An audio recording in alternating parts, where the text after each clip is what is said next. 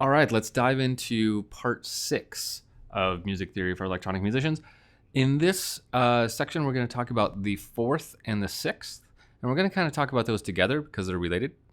And then we're going to talk about the 7th and the 2nd, which are also kind of related in a little bit of a different way. And then we're going to do a little example analysis in this chunk also. So let's dive in. Okay, so let's start talking about the 4th by doing a quick little review. So remember when we started this class, we said that what we wanted to do was talk about the notes that sounded good together. That was our goal.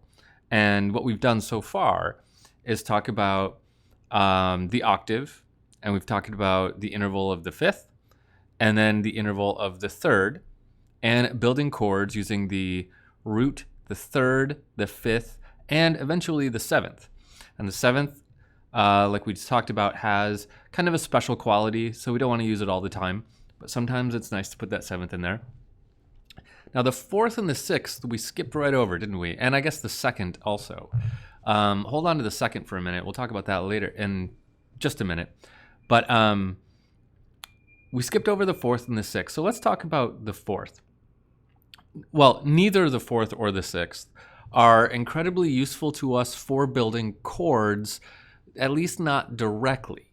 We don't build chords with the 4th, right? Let me put my scale back up here.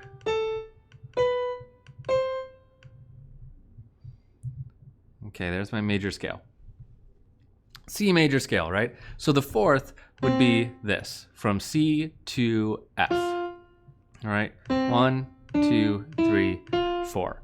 Now, what's weird about this is that they are actually, both the 4th and the 6th are actually incredibly useful to us for building chords, just not directly. You have to do a little bit of maneuvering to get them to work the way we want. And here's the weird thing, though. The weird thing is you've already been doing it. You've already been using 4ths and 6s in your chords, the chords that we've built so far. Because when we talked about inversions, I kind of snuck in there some 4ths and some 6ths, and you didn't even notice. So let me point that out now, how that works. So let's go back to the 5th for a minute. So remember, the 5th is going to be here. So this is the interval of a 5th, right? Just humor me for a second, and let's count half steps. 1, 2, 3, 4, 5, 6, 7, 8. 8 half steps, including the bottom and top notes, okay? So when we do an inversion, we generate not only the inversion of the chord, but each interval, every interval that we've talked about so far, has an inversion. You can think of it kind of like it's opposite. Like it's, what's the word? It's evil twin. Let's think of it as its evil twin. That's kind of a weird thing to think about, but that's okay. So every interval has an evil twin. It's inversion. So a 4th, if we invert a 4th, so let's take the top note and put it an octave down.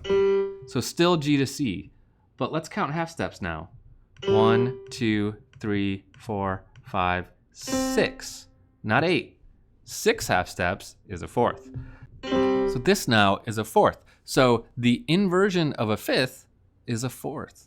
The evil twin of a 5th is a 4th. If we invert it, it becomes a 4th. So this is a 5th, but if I put the G on the bottom, it becomes a 4th.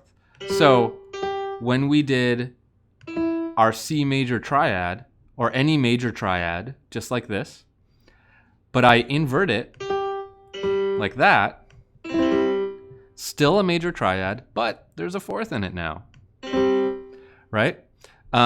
We still would consider that to be the interval of a 5th when we're talking about the chord, because the notes of the chord are C, E, and G. But the interval by itself, technically, is a 4th down there.